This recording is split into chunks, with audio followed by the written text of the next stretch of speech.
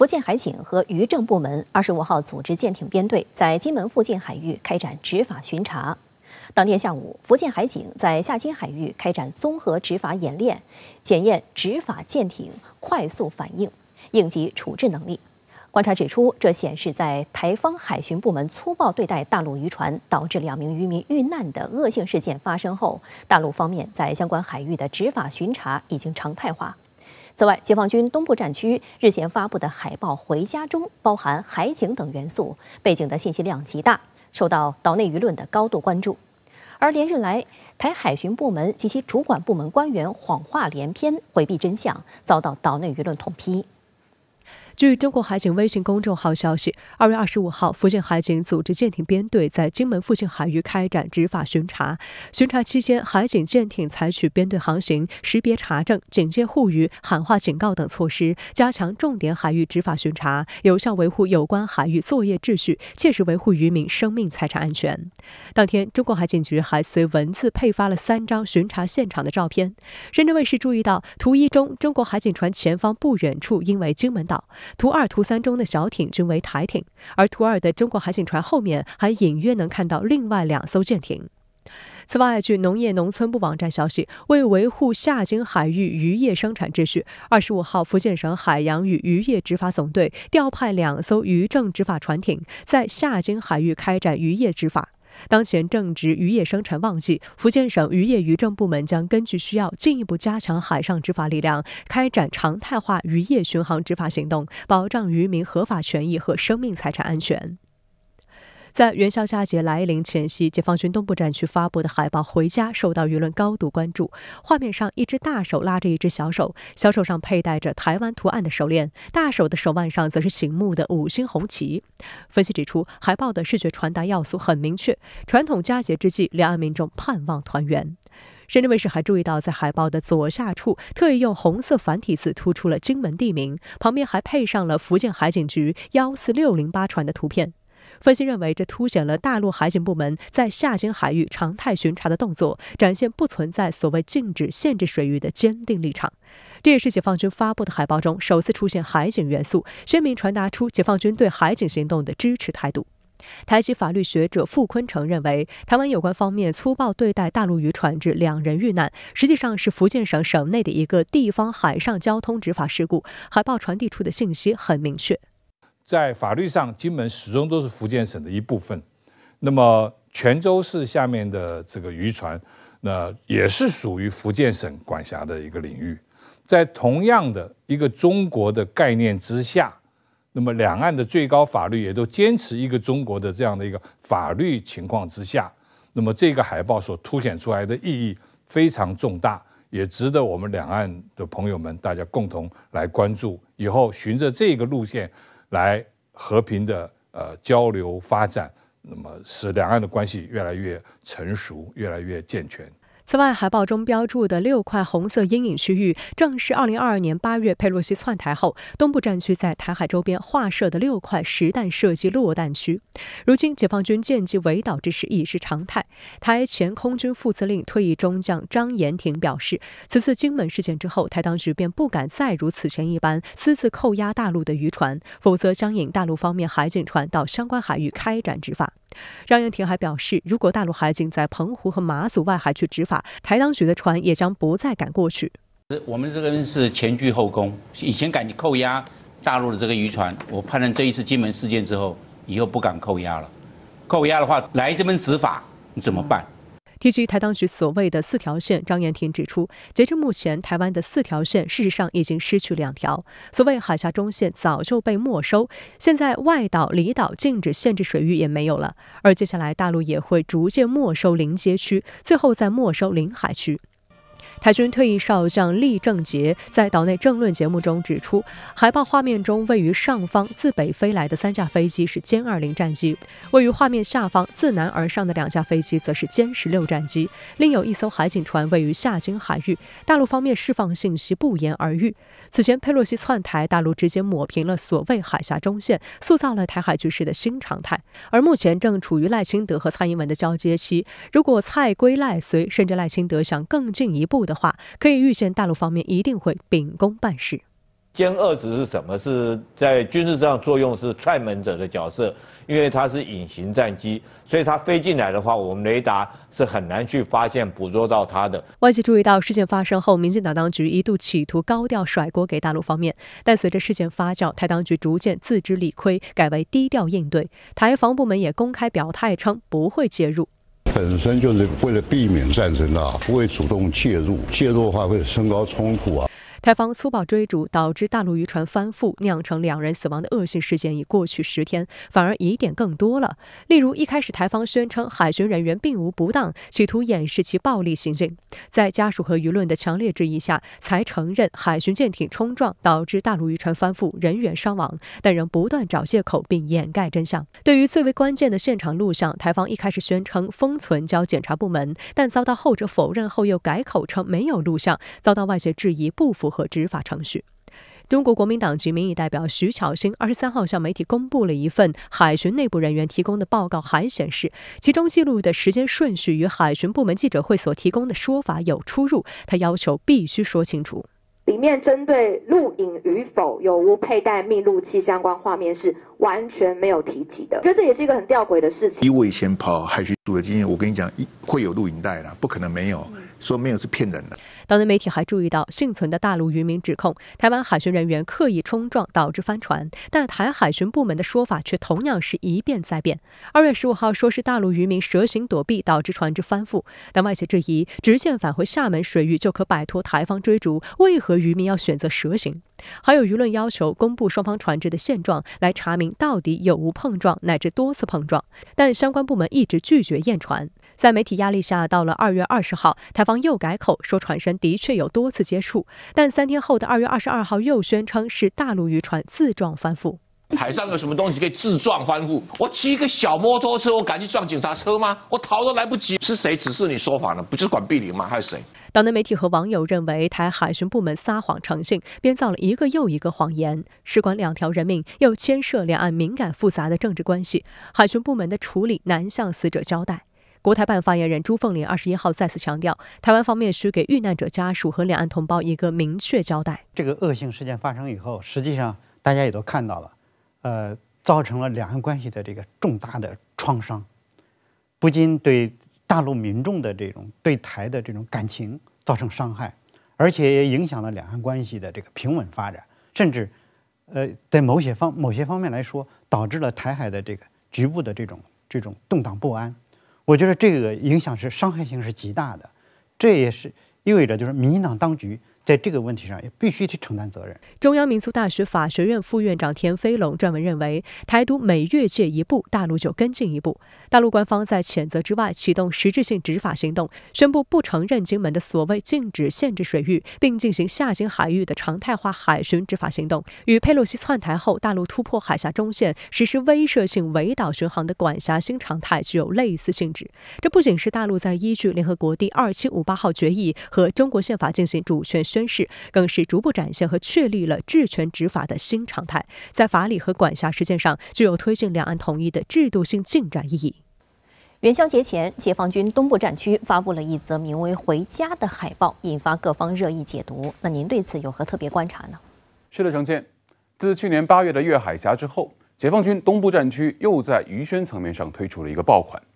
在我看来，“回家”是一组视觉产品，它不光是一张海报，还用短视频的方式让这张海报上的各种要素动起来了。若从海报制作的角度上看呢，信息量隐藏在每一个图层当中。小手抓大手，这一大一小紧紧相握的两只手，恰好寓意了海峡两岸相向而行的中国人。玄妙之处在于，为什么是小手抓大手，而不是大手抓小手呢？正是这组视觉产品想要表达的核心意涵。小手指代的是台湾岛内心向故土、认同一个中国、看清两岸终将统一大势的台湾同胞。他们所展现出来的回家意愿，被自由女神像所影射的境外势力烟熏火烤。台独分裂势力在岛内为非作歹，在某种意义上绑架了岛内民众，妄图阻隔两岸正常交往，斩断两岸一统的历史进程。若从视频制作的角度上看，信息量蕴含在每一帧的动画里。也正是让这组海报动起来了。我们看到了因果与逻辑，看到了兵来将挡，水来土掩。正是因为台独分裂分子携境外势力染指台海在先，才会有2022年8月解放军围岛进逼实弹演习一片鲜红的落弹区。正是因为在金门海域出现了粗暴驱离大陆渔船，致2名渔民遇难的恶性事件，才会有中国海警大船在下金海域展开常态化执法巡查的行动。本质上，这是对这几年台海风高浪急、局势逐渐升级的生动展现。因何升级？如何升级？民进党执政当局与他的洋主子可得想清楚了。低头看看手里的牌，继续升级下去是否要得起？我留意到岛内舆论场也在热议这组视觉产品，不少政论节目的嘉宾都在讨论海报上出现的歼20、歼16战机。我不妨把话说得更直白一些，海报上出现的解放军战机并非凭空想象，而是大有来头。歼20来自东部战区空军驻皖部队王海大队。这是一支先后参加过抗美援朝战争与一江山岛战役的英雄部队。歼16则大概率来自东部战区空军驻赣部队杜凤瑞大队。这支英雄部队的赫赫威名，就是在台海上空真刀真枪打出来的。管你是美军的王牌还是台北空军的王牌，我们打的就是王牌。台海作为东部战区的主责主业之一，还有更多的英模单位没有出现在这张海报上。懂的都懂，奉劝有些人、有些势力要掂量清楚了。中国人既讲逻辑，更论因果。今天传来消息，福建海警周日组织舰艇编队在金门附近海域开展执法巡查，您对此又如何看呢？正如我刚刚谈到的，这一轮围绕下金海域的升级是有因必有果，是非曲直自有公论。民进党当局，尤其是所谓海巡部门的遮遮掩掩，台委防卫部门的退避三舍，已经充分说明问题了。今天是星期天，福建海警组织的海上执法巡查行动，进一步说明了常态化3个字的意义。管你是休息日还是上班日，我们都在。值得注意的是，此次执法行动是在金门附近海域，而非此前我们提及的下金海域。这很可能说明我们的海警力量不仅仅在金门与厦门之间的小海峡执法，更在金门岛的东南海域展开执法力量。中国海警公布的现场航拍画面很有意思，台委海巡部门小小的巡逻艇在中国海警数千吨的大舰不远处打转，这一大一小的赫然对比，恰好也是两岸综合实力的鲜活写照啊！先不说军事实力，光是海上执法力量就不是一个数量级的。局势一旦要升级成1对1盯防的海上对峙，海警福建支队的警力足够让台委海巡部门全岛各所谓机动队喝一壶的。值得注意的是，渔船事件发生的时间节点恰好介于113台湾地区2项选举之后，与520台湾地区领导人宣誓就职之前，这是一个十分敏感却也充满变数的短短数月。这也引出了一个观察窗口，那就是台湾民进党当局在从蔡英文政权向赖清德政权过渡的进程中，会以什么态度、什么方式去应对处理渔船事件？是给一个明确说法，严惩肇事者，还是含含糊糊企图蒙混过关，亦或是性质更为恶劣的所谓关起门来谈官相庆呢？新的因导出新的果，大陆会一直盯着你们的。刚刚结束窜台行程的共和党籍美国会众议院中国问题特别委员会主席加拉格尔回国后的第一件事，竟然是给 SpaceX 公司的首席执行官马斯克写了一封信，抱怨其公司的星盾系统在台湾地区信号不佳，疑似停止了服务。加拉格尔警告，此举或违反 SpaceX 公司与美国政府达成的合同义务，要马斯克给个说法。星盾在台湾地区无法使用，为何引发美政客的焦虑？当中又暴露了哪些不可告人的秘密？来看报道。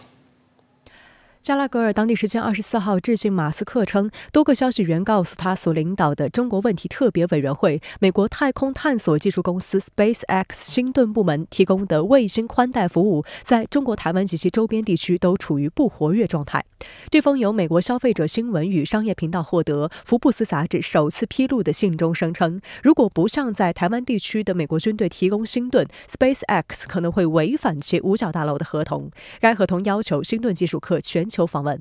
加拉格尔要求马斯克在今年3月8号之前提供有关中国台湾及其周边地区星盾服务可用性的更多信息。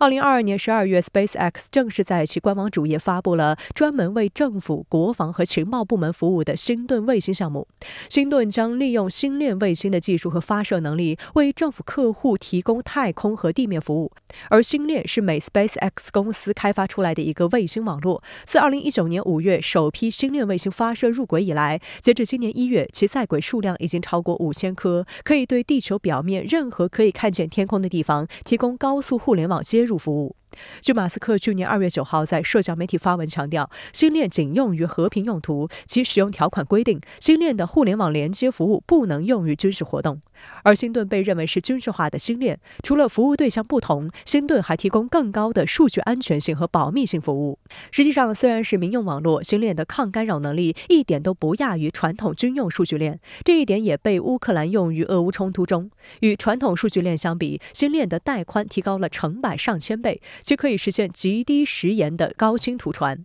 外界认为，这也是乌克兰方面屡屡使用无人艇偷袭俄黑海舰队，并数次击沉击伤俄军军舰的关键所在。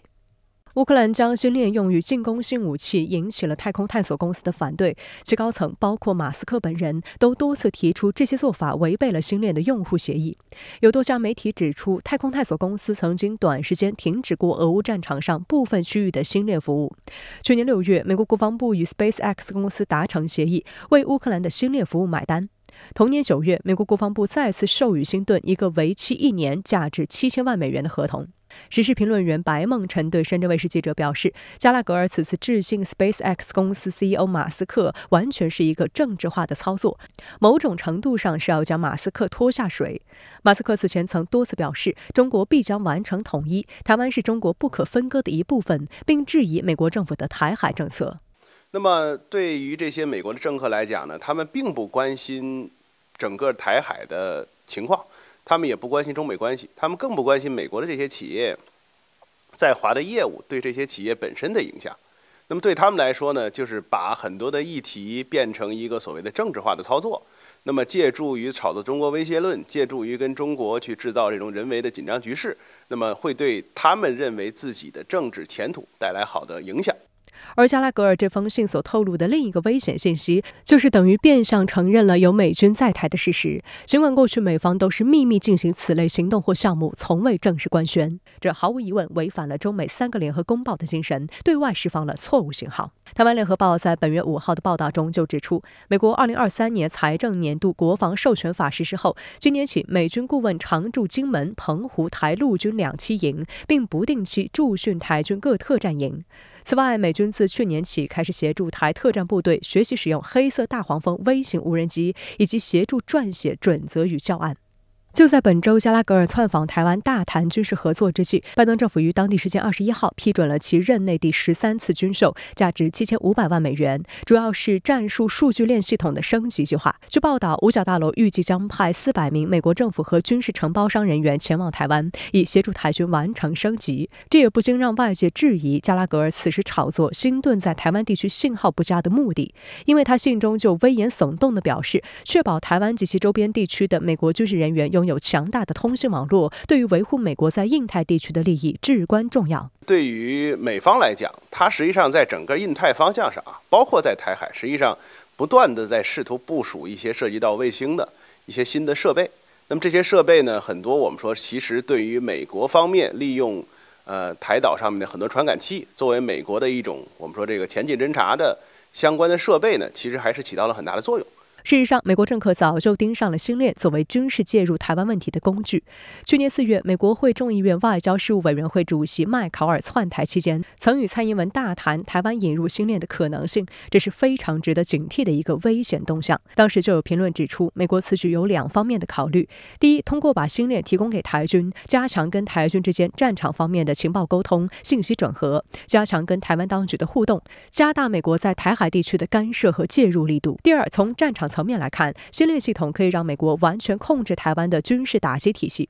台湾世新大学教授游子祥认为，美国政客想要在台湾推销卫星的军事用途，把台湾地区纳入其军用的卫星网络，这样有利于美国搞军事介入，对美国当然也是一笔可观的军售收入。拜登政府本周批准的价值7500万美元的对台军售项目，主要是对台军一线部队现在使用的 Link 16数据链的性能提升进行研究，做出规划，并完成部分升级作业。军用数据链是在现代化信息战争需求下诞生的，用于在指挥控制系统、传感器以及武器装备平台之间进行标准化数据传输以及处理的信息系统。换言之，是现代军队指挥作战的基础。Link 系列是美军数据链的通用代号。台军目前使用的 Link 16为上世纪80年代开始服役的产品。2001年和2003年，台军以博胜案的名目购入。另据台军方内部人士透露，美军出售给他们的版本并不完整，且系统版本很低，更无法兼容蔡英文大力推动的武器制造项目的装备。此次美方对台军售将 Link 16直接升级，跨越至 Link 22，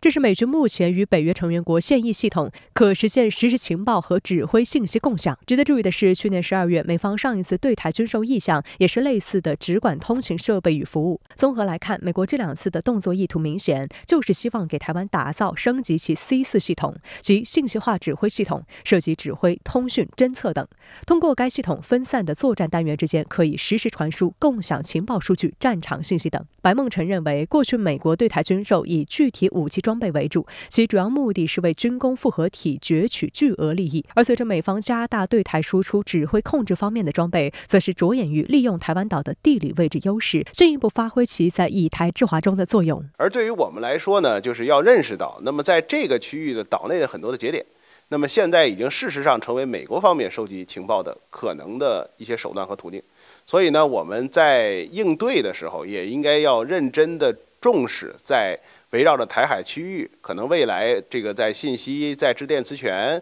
那么包括我们说在这个网络空间，那么这些方面的这种博弈可能会变得越来越激烈，越来越复杂。针对民进党当局勾结外部势力企图以武谋独的挑衅，22号至23号在北京召开的2024年对台工作会议上，中共中央政治局常委、全国政协主席王沪宁就表示，要坚决打击台独分裂，遏制外部势力干涉，坚定支持岛内爱国统一力量，广泛团结台湾同胞，维护台海和平稳定。俄乌冲突爆发2周年之际，美国拜登政府对俄罗斯发起规模和力度空前的新一轮制裁。值得警惕的是，美方还在这轮制裁中将8家中国实体一并列入，理由是这些实体为俄罗斯在冲突中提供了支持。中国驻美使馆发言人批评，这是典型的经济胁迫、单边主义和霸凌行径，中方表示坚决反对。美国财政部在俄乌冲突爆发2周年前夕发布了一系列新的反俄制裁措施，其中决定对俄罗斯、中国、土耳其、阿联酋等国的93家实体实施新的贸易限制，禁止从美国向这些目标实体发货。美方给出的理由仍是老调重弹，声称这些被制裁的实体为俄罗斯在俄乌冲突中提供了支持。根据美国财政部官网发布的名单，共有8家中国企业在此轮遭到美方制裁，其中3家此前也被列入欧盟的名单。观察认为，这显示美欧在这一问题上存在温差。中国驻美国使馆发言人刘鹏宇表示，美国以中国企业同俄罗斯方面的关系为由，对中国企业实施了更多的单边制裁，这是典型的经济胁迫、单边主义和霸凌行径。中方坚决反对美国过度扩展国家安全概念、滥用国家权力打压中国公司的举动，将继续采取一切必要措施，坚决维护中国企业的合法权益。过去2年来，美国以及联合欧洲相关国家实施了大量的制裁，在很多时候是以俄罗斯以乌克兰危机作为一个包装的，它本质上是为了实现美国国内是试图在相关这个产业领域打击中俄的这样一个目的所以它是有一些其他的战略和经济上的考量的。深圳卫视注意到，俄乌冲突爆发2年以来，美西方舆论多次炮制所谓中国援助俄罗斯的谬论，试图合理化美国政府和欧盟方面遏制和打压中国企业的行为。美国智库布鲁金斯学会23号围绕俄乌冲突2周年举行了一次研讨活动。深圳卫视注意到，多数主流媒体仅对乔治城大学教授斯坦特等人有关中国不希望俄罗斯被击败、中国正在帮助俄方逃避制裁等言论进行传播，只字不提布鲁金斯学会外交政策研究主任奥汉龙在同一场活动中表示，中国没有向莫斯科运送武器。此外，他还提到中国的和平计划值得西方国家采纳与合作，但上述内容都没有出现在美国媒体的报道中。此外，美国消费者新闻与商业频道去年9月还曾发布一份虚假报告，宣称中国公司在增强俄罗斯军事能力方面发挥关键作用，包括为俄军代购欧洲武器等。1月，该媒体再次发布老调重弹的报告，称中国企业将西方关键技术引入俄罗斯。实际上，中国外长王毅在本月举行的慕尼黑安全会议期间，在应约会见乌克兰外长库列巴时，当面重申中方在乌克兰问题上坚持3个不，即不拱火浇油，不借机渔利，不向冲突地区或冲突方出售致命性武器。需要指出的是，美方以中俄合作为由对中国企业发起制裁，没有任何国际法的依据，是赤裸裸的单边制裁和长臂管辖行为。而细究俄乌冲突以来，美方发布的长串制裁名单里面还充斥着美式双标。截至目前，被列入名单中的实体总数高达900个，但是并不包括公开宣布与俄罗斯频繁进行军火生意的印度企业。路透社称，自俄乌冲突爆发以来，美国对俄实施的大量制裁有很大一部分是禁止进口源于俄罗斯的能源产品。然而，印度却利用这一禁令大举购入俄罗斯打折的原油，经过加工后再出口到美国。然而，美国对于印度违反其制裁令的行为是怒而不发，最终没有在任何一次制裁中将印度实体列入名单。分析认为，这是因为印度在美国印太战略中扮演关键角色，因此不愿将矛头对准印度。但恰恰如此，侧面反映了美国的双标本质。实际上是表明了美国试图将这个制裁工具作为其大国竞争的这样一个重要武器，本质上还是为了美国整个霸权竞争的这样一个需要。观察指出，遏制中国发展才是美方的真实目的。除了涉俄因素，美方近期还不断操弄涉疆议题，干涉外企在华正常经营。美国会众议院中国问题特别委员会主席加拉格尔近期向德国汽车巨头大众公司施压，要求该公司停止在新疆的业务，理由仍是所谓强迫劳动。对此，中国外交部发言人毛宁在23号例行记者会上一针见血地指出，所谓新疆存在强迫劳动，完全是反华势力为抹黑中国炮制出的谎言。美国罗伯特莫里斯大学副教授莫雷蒂认为，美国出于对中国经济的打压心态，想要迫使大众完全退出中国市场。但国际秩序在重塑，美西方在全球舞台上的主导地位已不复存在。因为美国是把中国定义为战略竞争对手，所以的话，他会认为这些企业是助长了中国的综合实力，所以我需要通过各种方法来限制你的发展。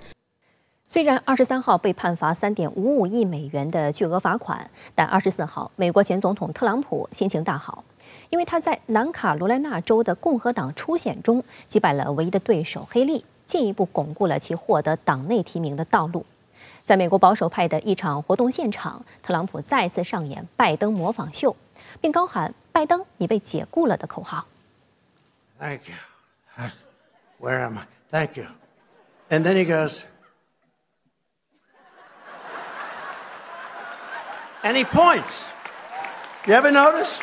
2月24号，一年一度的美国保守派政治行动会议在马里兰州举行。特朗普在大会上发表演讲，并再次上演拿手的拜登模仿秀，整个过程惟妙惟肖。And it's always he ends up going in the opposite direction ultimately. But he goes, and then sometimes he trips over the machine. And then we don't have it here. But if there's a wall behind him, he ends up walking into the wall. 今年的美国保守派政治行动会议，除了主角特朗普本人，还专门邀请了几个重量级嘉宾，包括绰号为阿根廷特朗普的新任阿根廷总统米莱，号称巴西特朗普的巴西前总统博索纳罗之子，以及英国前首相特拉斯等。其中，米莱可谓特朗普的铁杆支持者，早在2021年就公开支持特朗普所谓选举结果遭窃取的说法。去年12月，米莱还效仿特朗普，在公开场合戴上了让阿根廷再次伟大的帽子。24号，受邀在美国保守派会议发表演讲前，米莱在后台终于见到了偶像特朗普。President!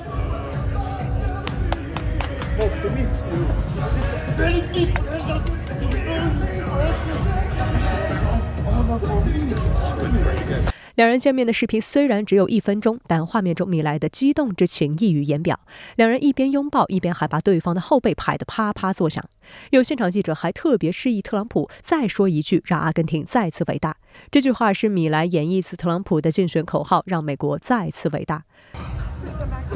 Make Argentina great again. Viva la libertad, carajo! 特朗普与米莱的紧紧相拥，恐怕让拜登政府心里不是滋味。实际上，拜登不喜欢以特朗普为偶像的米莱是公开的秘密。米莱去年11月赢得阿根廷总统选举后，已经2次访问美国，但拜登2次都拒绝与之见面，这在元首外访行程安排中相当罕见。而据美联社报道，美国驻阿根廷大使马克·斯坦利前不久还敦促米莱不要前往美国参加保守派会议，认为这次会议非常政治化，米莱不适合参加。但显然，米莱拒绝了拜登政府的要求。但拜登政府仍安排国务卿布林肯与米莱会面，时间为后者赴美国的前一天，地点在阿根廷首都布宜诺斯艾利斯。米莱此前曾要求美国支持他全盘废除本币，改用美元交易的大胆改革。在与布林肯的会谈中，米莱再次要求拜登政府支持他的经济计划。实际上，美国是阿根廷最大的外国投资者和第3大贸易伙伴，还掌握着国际货币基金组织最大控制权。但国际社会对米莱过于激进的改革并不看好。数据显示，米莱就任总统2个月以来，阿根廷贫困率创20年来新高，达 57.4%， 欠 IMF 债务多达400亿美元。目前，米莱的首要任务是获得美国支持，以寻求 IMF 向阿根廷提供更多资金。观察指出，米莱与特朗普的这次会面很显然是在押宝今年的美国总统大选，而米莱对此也直言不讳。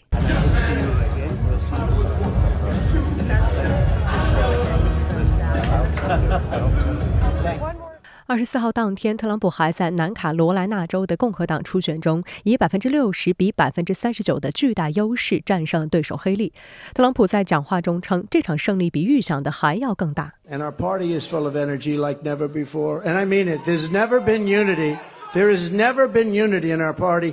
不少美媒认为，黑利是特朗普党内提名之路上最大的绊脚石和最后的竞争对手。在他之前，已有至少5名共和党人宣布退选，其中佛罗里达州州长德桑蒂斯还转而支持特朗普。但黑利认为自己还没有失败，表示将继续与特朗普一较高下。I'm not giving up this fight when a majority of Americans disapprove of both Donald Trump and Joe Biden. 颇令人跌破眼镜的是，黑利出生在南卡罗来纳州班伯格市，在2011年至2017年还曾任南卡罗来纳州州长。在家乡和主场败给特朗普是重大失利，更凸显出特朗普人气之旺。November 5th, and we're going to look at Joe Biden, and we're going to look him right in the eye. He's destroying our country, and we're going to say, Joe, you're fired. Get out. Get out, Joe. You're fired. 美国大选的下一个关键时间点是3月5号，这一天被认为是党内初选的超级星期二，有17个州在这一天举办党内初选，涉及52%的初选投票。届时，两党候选人或将尘埃落定。最新全美民调显示，特朗普支持率依然领先拜登，而两党支持率方面，共和党预计可获得235张选举人票，也小幅领先民主党的226票。但有7个州属于典型的摇摆州，历次大选投票倾向往往不一致。在2020年大选中，7个摇摆州中有6个投给了拜登，但这次民调显示，摇摆州的民意向特朗普摇摆。美国媒体认为，特朗普目前最大的障碍和优势都是他所面临的多达91项诉讼，他每届诉讼打造受害者人设，推高人气。刚刚判处罚款3.55亿美元的欺诈案可能并无大碍，但影响更大的将是涉及国会山骚乱以及科罗拉多州竞选资格案，判决结果或直接影响特朗普的参选资格。2月24号是俄乌冲突2周年的日子，当天，欧盟委员会主席冯德莱恩等4位西方领导人仍赶赴基辅，七国集团也召开峰会，口头表达对乌克兰的支持。北约秘书长斯托尔滕贝格还宣称，乌克兰加入北约只是迟早的问题。这话里有话的到底是什么意思？另一方面，美国宣布对俄罗斯的毁灭性制裁，500多项条款宣称要堵住此前的所有漏洞。但为何俄罗斯经济表现强于大多数西方国家？来看分析。据路透社报道，欧盟委员会主席冯德莱恩、意大利总理梅洛尼、加拿大总理特鲁多和比利时首相德克罗23号夜间从波兰边境乘火车抵达乌克兰首都基辅。24号当天，他们到基辅附近的安东诺夫机场，了解乌军目前面临的弹药和军事装备供应不足的困难。Today, we're here to tell you that Europe will continue to stand at your side.For as long as it takes. 意大利和加拿大还承诺数十亿美元的援助，但有欧洲舆论认为，承诺归承诺，现实是美西方的真金白银和真枪实弹已经很久没有送往乌克兰了。I think obviously the handshakes and the photo opportunities are important, but I think there will be some very tough discussions behind closed doors. The Ukrainians will not only have been nice promises, nice commitments, but then, for instance, the EU has failed to ship 1 million artillery shells to Ukraine in a year.七国集团也在当天举行线上会议，重申对乌克兰的支持。乌总统泽连斯基也视频参会，会后声明发布了对俄新一轮制裁，并宣称要拉高俄罗斯的战争成本。在此前一天，美国总统拜登已经宣布了毁灭性的对俄制裁新措施，多达500项项目。但媒体认为这很难奏效，因为过去2年的制裁已经证实了这一点。Majority of these measures are designed to impede Russia's war effort further. But we're talking here about already the most sanctioned country in the world. In spite of that, its economy remains larger than it did in February 2022. 值得注意的是，此前多次以打太极方式回应乌克兰入约请求，并拒绝启动快速入约程序的北约方面，也再次开出了空头支票。北约秘书长斯托尔滕贝格24号温情喊话乌克兰方面，要求他们不要灰心，重申乌克兰将会加入北约，这只是时间问题。We have made clear that Ukraine will become a member of the alliance, and we are saying that not only in words but also in deeds. 但外界认为北约的东扩企图是引爆俄乌冲突的导火索。北约2年来没有正面参战，因此根本不可能在俄乌冲突结束之前接纳乌克兰入约。这个问题已经陷入死循环。I think many people who have thought seriously about security implications do so as well. So there are the immediate security concerns. NATO does not typically admit countries that have territorial disputes on their land. 而北约趁机实现了另一个方向的扩张，在去年4月将芬兰纳入后，瑞典入约近期也被认为是大概率事件。而俄罗斯总统普京则强硬回应称，该国超90%的核武器已经实现现代化。观察指出，瑞典和芬兰这2个长期奉行中立的国家加入北约，将是北约针对俄罗斯的第6次扩张，将使得双方的直接边界增加超过1000公里，加剧俄罗斯和北约对抗的局势。欧洲舆论普遍认为，北约打着削弱乃至摧毁俄罗斯的幌子，不断拱火浇油，欧洲的损失却大于俄罗斯。美国却借机大发战争横财，因为北约援助的主要是美制武器，这让美国军工企业的生产线成为印钞机。美国《华尔街日报》网站日前刊文揭露美国经济因俄乌冲突获利颇丰的事实。文章说，过去2年，美国国防工业武器和弹药订单大增，美国国防和航天领域的工业产值自俄乌冲突爆发以来增长了 17.5%。拜登政府有官员表示，在950亿美元的追加国防预算案中，有607亿美元被指定用于乌克兰，其中 64% 实际上将回流至美国国防工业。美国副国务卿维多利亚·纽兰近日在接受美国有线电视新闻网采访时更是直言，美国拨给乌克兰的大部分资金都留在美国经济中。We have to remember that the bulk of this money is going right back into the U.S. economy to make those weapons, including good-paying jobs in some 40 states across the United States. 而俄罗斯的经济似乎也受到战时经济的刺激而快速复苏。在石油和天然气价格飙涨的情况下，俄罗斯的收入不减反增，国际收支状况远超北约预期。美国媒体也承认，俄罗斯能源从不缺买家，例如被视为美国印太战略最关键的准盟友的印度，就大手笔购买俄罗斯能源，甚至还反向出口给欧洲国家。此外，在联合国等场所，印度也从未掺和美国打压俄罗斯的投票，这更令美西方暴跳如雷。美国调查机构盖洛普报告指出，美西方的制裁努力并未削弱俄罗斯人的经济乐观情绪，相反，相信俄经济正在改善的俄罗斯受访者占比高达 56%， 相信俄生活水平正在改善者占比高达 46%， 双双创下历史新高。美国华盛顿邮报报道指出，鉴于俄罗斯过去2年间在美西方制裁战中表现出的韧性，美国新一轮对俄大规模制裁也不太可能奏效。报道认为，美西方的金融和贸易限制并未导致俄经济崩溃。相反，2年后的今天，俄罗斯今年的经济增长速度预计将超过美国、德国、法国和英国。国际货币基金组织上月将对俄罗斯2024年经济增速预测大幅提高到 2.6%， 美国仅为 2.1%。受乌克兰危机的影响 ，IMF 对欧元区2024年经济增长预测值下调至 0.9%。Well, they certainly didn't have the impact that many people thought they were going to have. When we were thinking about a 15% decline in Russian GDP, and we were thinking about a recession in Russia that would be akin to what we saw happen during the 1990s. That obviously didn't happen. 俄罗斯经济呢，它其实和西方经济是存在一个非常大的差异。俄罗斯经济从这个独立以来呢，它就没有很深的加入到整个的这个全球经济体系中去，它更多的还是一个以这个能源的出口为支柱的这么样一个相对内向型的经济。所以说，在这个面临西方的这个极限制裁的这种打压之后呢，它的经济呢就不但没有受到什么太大的这个震荡，反而会因为它的这个一系列这种军工企业的勃兴呀，各项投资的增加呀，它会呈现一个欣欣向荣的状态。相关话题来连线特约评论员陈冰。陈先生您好。俄乌军事冲突已进入第3个年头，战争还在延续，能打出输赢吗？您对此怎么看呢？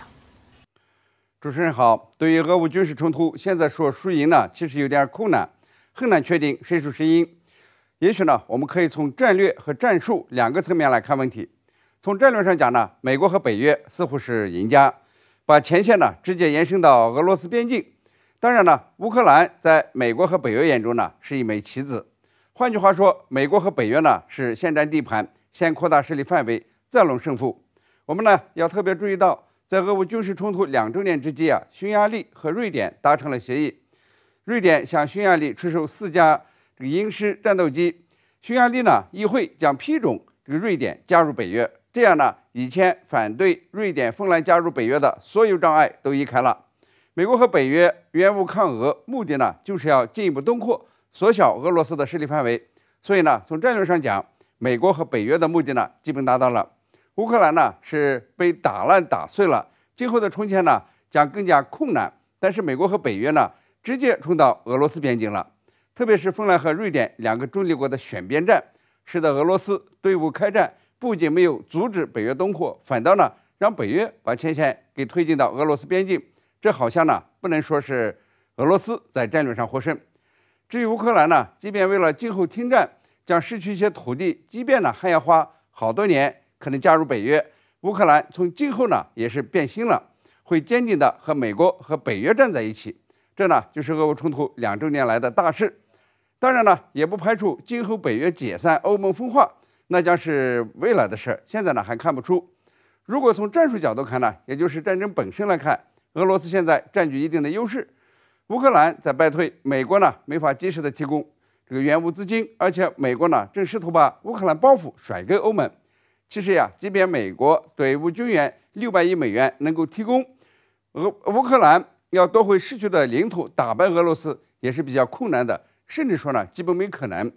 俄罗斯的人口是乌克兰的3倍多，经济规模呢是乌克兰的10倍以上，加上俄罗斯在过去2年加快实现这个武器装备现代化，自己制造的新武器和从盟友那儿获得的无人机、导弹已经投往战场，所以呢，乌克兰要获胜是比较困难的，能够维护目前所有的领土就很不错。我的大致判断是，今年呢，俄乌仍将打仗，双方呢将继续拉锯和僵持。那么年底美国大选揭晓以后，可能呢就要讨论是否停战。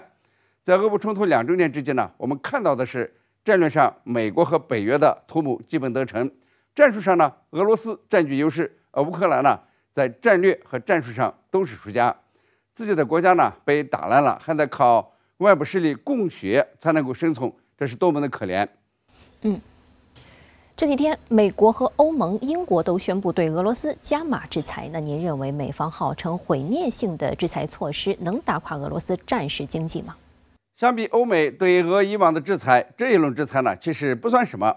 欧盟的第13轮对俄制裁对106个个人和88个实体采取限制性措施，美国对俄制裁似乎阵仗更大，对超过500名个人和实体实施制裁。不过呢，这些制裁都是有一些虚张声势，更不具有毁灭性。要说毁灭性呢，对俄金融系统的核弹式攻击，对俄能源的斩摇式切断，可以称得上是毁灭性。但是呀，这个2年战争以后，俄罗斯的经济呢并没有被摧垮，能源呢找到了新的出口方向，